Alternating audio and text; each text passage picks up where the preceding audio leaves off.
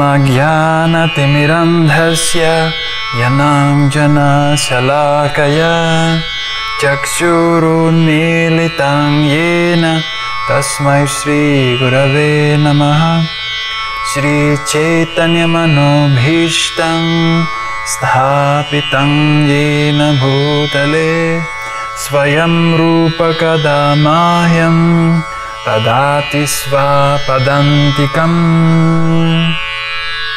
Today we're going to study Bhagavad Gita, chapter 12, verse 13 and 14.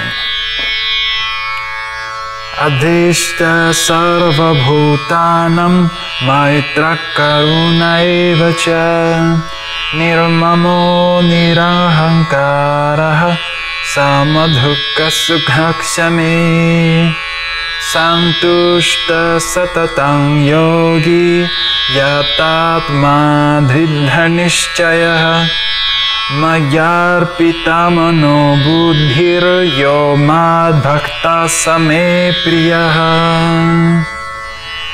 Adveshta, not envious. Sarva bhutanam, for all living entities. Maitraha, friendly. Karunaha, kindly. Eva, certainly. Cha, also. Niramamaha, with no sense of proprietorship. Nirahankaraha, without false ego. Sama, equally. Dukkha, distress. Sukha, happiness. Kshami, forgiving. Santushtaha, satisfied. Satatam, satisfied. Yogi, engaged in devotion. Yata atma, endeavoring. Dridha nishchayaha, with determination. Mayi, upon me. Arpita, engaged. Manaha, mind. Buddhihi, intelligent. Yaha, one who. Mat bhaktaha, my devotee. Same priyaha, he is dear to me. Translation. One who is not envious, but who is a kind friend to all living entities, who does not think himself a proprietor, who is free from false ego and equal both in happiness and distress, who is always satisfied and engaged in devotional service with determination, and whose mind and intelligence are in agreement with me, he is very dear to me. So in this verse, Krishna is explaining the qualities of persons that he finds very attractive, who he finds very dear. So let's see each one of them carefully. One who is not envious, but who is a kind friend to all living entities. This is a very unique quality of the Vaishnavas. For example, we see in the pastimes in Srimad Bhagavatam, when Narada Muni appears in any of the pastimes, he is talking to basically enemies of Krishna, and he's giving them very good advice. He's telling things that will help them in their goals, in their whatever they're planning. And the Vaishnavas, also like the 6 Goswamis, they're very, very dear to all living entities, not only to their local friends or people that they know, but anyone who gets into contact with a pure devotee, he feels a certain warmth that's unique to that devotee.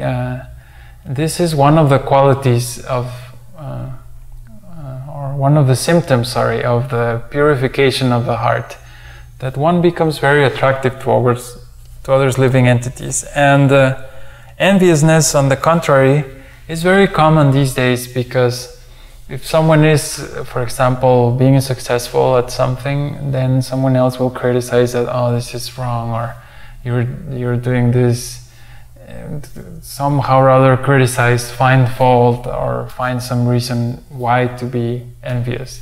Not because everyone is perfect or not, but just for the purpose of being envious, of just poison. This is horrible, and most people today are filled with this kind of qualities. And this is not desirable. So, one who is not envious but a kind friend to all living entities. One who does not think himself as a proprietor. This is also very, very common these days, that people have whatever they have is very, very miser, that this is mine, you know. Many things like resources that we could easily share, we don't do that. We become very envious, very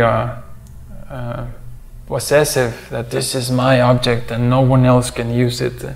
And it's almost sometimes ridiculous, because even people living together, they could easily share items in this, they're sharing a house or an apartment, and sometimes it goes to the extreme that they say, no, this is mine and this is yours, and they're fighting because of objects. When one serves Krishna, like a devotee serves Krishna, there's no question if there's an object for serving Krishna, anyone can use it, because they will be using it for serving Krishna. So there's no sense of this is mine or yours and all this stuff. Spiritual consciousness means everybody wants to serve Krishna, and we should all share our resources. It's very simple, really, but hard to find in this world. That's another symptom of a devotee. Krishna likes that very much. Who is free from false ego and equal both in happiness and distress. So false ego, also a very common problem these days, that I am so and so, and I am born in the best place of the world, and I study in the best university, and all this boasting of things that are not who we really are. Instead of saying I am always a servant of God, I'm a servant of the servant, people tend to measure themselves according to the body. Look, my body is very beautiful, and I was born in China or in Mexico or whatever, and evaluate themselves by their skin color or all these things. A pure devotee is free from all these bodily designations, and he considers everyone as a living entity, not discriminating that you're white or black or good or bad or whatever. He's friends to everyone, and he himself has no disease of false ego, and he's not affected by the waves of happiness and distress. Most people in this world, they are like they live in a kind of a roller coaster, according to the events in the world and the personal astrological events. Some people, I see it all the time, they're happy today, and then tomorrow they're sad, and then the next day they're happy again, and then the next day they're depressed, and they go through this up and down, and the reasons for being happy and depressed are all completely temporary. Because I'm happy today because I got a call for a job interview, and then the next day I'm sad because I didn't get the job, and then another interview and I'm happy, and then I get the job, yeah, but then the next day my boss is horrible, oh, I'm depressed. So all these situations in the external, the material world that have only temporary effect seem to be very important to the persons who are not practicing devotional service. And they very easily get afflicted by these waves of happiness and distress. A pure devotee is on the other side, on the other hand, he is very steady. If he is, for example, performing certain activity for Krishna or doing some kind of service, he's very, very steady. Not that today I'm happy and sad and I'm happy and sad. No, he will remain in an equal state of mind and happily, with joy, perform his service. And this is very, very prominent in the activities of Srila Prabhupada. He would used to work really hard for sharing this message to others, and he was like a machine. Every single day he would spend early morning, wake up and write books. Very, very beautiful lifestyle, very hard to keep up, But he was very, very determined, and he was not like that up and down, up and down. Whenever he gave a lecture, it was very potent and full of spiritual knowledge. This is a very good symptom of a pure devotee. And then Krishna continues, who is always satisfied and engaged in devotional service with determination. So, always satisfied has to do similar to the happiness and distress. When one depends on the external world for being happy or sad, one for sure is going to suffer because the weather is better today than yesterday. Today is cold, hot, or whatever. There's 10 million reasons that depend on the external world. So when one is looking for happiness in the things of the world, well, the happiness is going to be as flickering as like throw a coin, you know. Good luck today. So the devotee instead finds his happiness from within. And that is a huge difference because he's self-satisfied, which means I don't need anything from the outside to be happy. I'm already satisfied, I already have everything that I need, and I just need to work for Krishna, that's all. Just let me talk about Krishna, let me help others, let me sing for Krishna, let me offer flowers to Krishna, let me cook for Krishna, that's all. But he is already satisfied. This is a huge, huge difference between the devotee and the non-devotee. The non-devotee is always in anxiety that he wants more, that he needs more pleasure or more power or more something. And the devotee, he only wants more holy name, and that is always available, so it's not a problem. Engaged in devotional service with determination, and whose mind and intelligence are in agreement with me. So that's another very important point. Of course, what's the use of being very friendly and very kind to people if we disagree with Krishna? I mean, well, it's like disagreeing with your boss. You know, he's giving you orders, but then you don't do what he says. So you might be a very good employee and doing what you do, but if you don't follow the boss's orders, then, well, you're not going to be working for that company for a long time. So Krishna gives very clear instructions, and those are very clearly explained in Bhagavad Gita and Srimad Bhagavatam, these wonderful scriptures. And the pure devotee, whatever he does, whatever his activities are, they are compatible and they agree with Krishna's conclusions. Sometimes, fortunately, we have the original scriptures and Sanskrit and all these things. And sometimes people start to cheat and they change the teaching and they start to preach something else. But the system is so powerful, so strong, so clear that we have Krishna's words very clearly in a very scientific manner, that as soon as someone starts deviating, whoever is sincere can immediately say, okay, this is wrong, you have to fix this problem.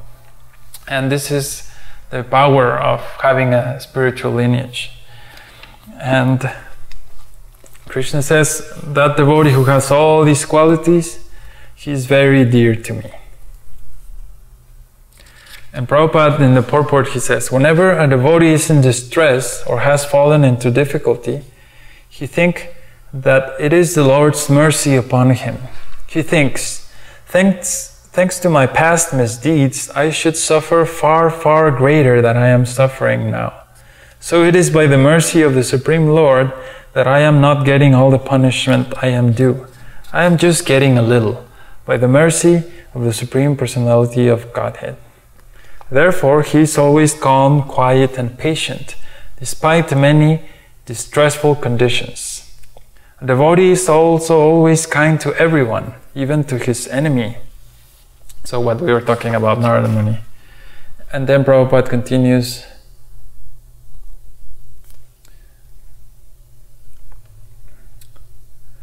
the devotee, the pure devotee, he is fully conscious that Krishna is the eternal Lord, so no one can disturb him. All his qualifications enable him to depend entirely on the Supreme Lord. Such a standard of devotional service is undoubtedly very rare, but a devotee becomes situated in that stage by following the regulative principles of devotional service. So, Prabhupada gives the key here. To achieve this kind of state, one should just follow the regulative principles. That means no meat eating, no illicit sex, no intoxication, no gambling, and every day chanting the names, the holy name, Hare Krishna, Krishna Krishna, Hare Hare, Hare Rama, Rama Rama, Hare Hare, for 16 rounds. That's 108 times, 16 times. So, if one just follows that process every day as a regulation, as a spiritual practice, then over time, one will develop these qualities. It takes work and determination, but it's not really difficult. Most of these things are easily available if one's practice is undisturbed. What I see in the devotional community a lot is that someone will start to practice devotional service for a year or two, and they join some organization, but then the organization treats them badly, or they have some problem and they do some nonsense. So they end up fighting, and then they have to leave the organization, and they have a big struggle in this leaving organizations, and then their life becomes very, very complicated because it's about gossip and who said what and all these things. So what I recommend is to simply practice at home and keep this routine really steady for some time, a year, 2 years, 3 years. And then by Krishna's arrangement, everything will be very clear. There will be guru and all the things that one needs, devotee association. But the idea of having that steadiness over some considerable amount of time is really crucial. And with too many disturbances, it's very difficult to achieve this kind of state. Especially if someone is offensive, you're living with someone who's just blatantly envious or like aggressive and all these things. You're not going to make spiritual progress. You need association in the mode of goodness. And for someone who's starting, the best is just to start at home. And if family and all that is a big problem, then find a place for your own and just start clean. Get the experience of the process for yourself. Get solid for yourself first, and then start to associate with devotees, and all these things will naturally develop. That's the healthy way. If there's any comments or questions, please visit our website. We have a forum, thevedicway.org. Thank you. Hare Krishna.